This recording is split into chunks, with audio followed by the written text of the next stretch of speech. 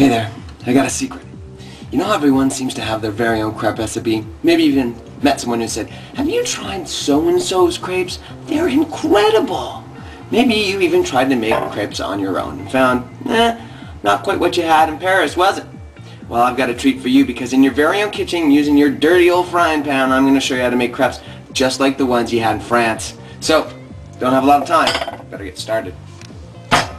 Well, first off, we're going to need milk. Now, not just any milk will do. Some people will tell you 10%, all the way down to 1%. But the magic number for real, true French crepes, 3.5. Remember that. That's the first secret. Second, of course, you're going to need an egg. Of course, it wouldn't be a cooking show if I didn't have a bowl of eggs, but really we only need one. Second to that, wouldn't be French cooking if we didn't have any butter, would it? So we're going to need about 2 tablespoons of butter. Depends on how much you really want to use. Third, sugar. Now here's the second secret. You don't find a whole lot of this basic sugar in France. What you're going to find is this super fine sugar, and that really makes the true French crepe. And finally, the flour.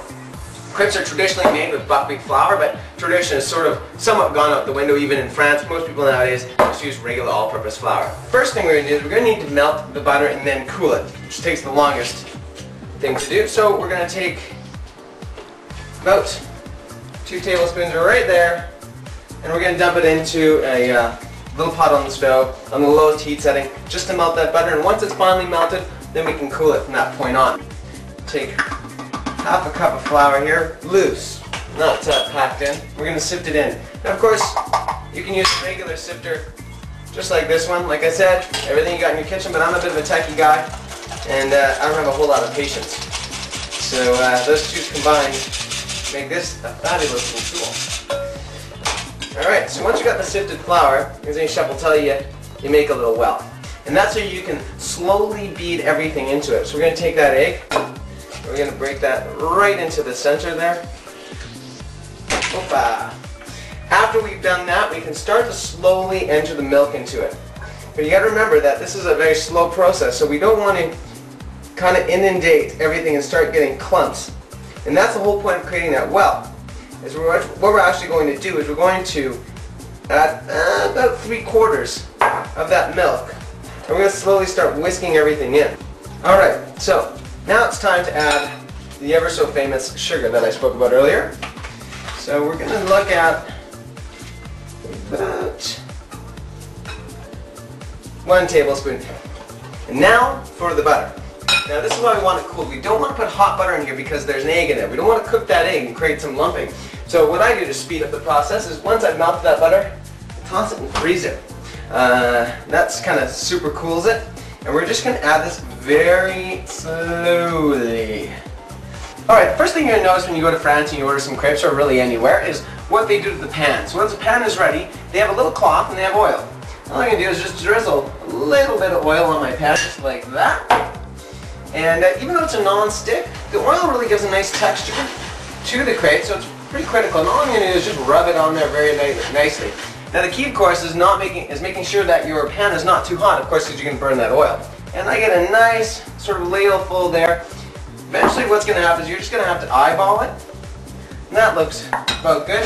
And you're just going to spin the pan just like that. Because, of course, at home, you won't have a spreader or a ladle to be able to do that. So just spin it until it slows down and you cover the whole pan.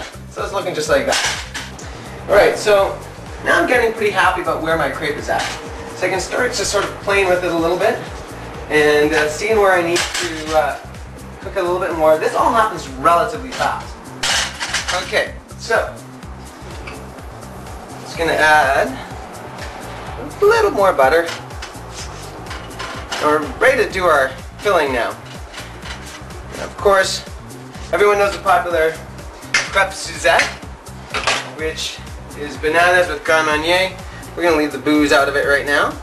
Let's put a little bit of banana. Now what you're going to see here is with my bananas is I'm only filling up one side, and you don't want to overfill it. That's another key mistake that people make is they overfill it. We're going to do a little bit of sugar. Oh yeah. And finally, we've got our chocolate looking really nice. We're going to just Drizzle that on just like that. Again, not overfilling it. One fold, two fold, just like that. Grabbing our plate. And then once again, just with a little bit. It's all in the presentation, folks. All in the presentation. And there you have it. Beautiful, perfect French style crepes.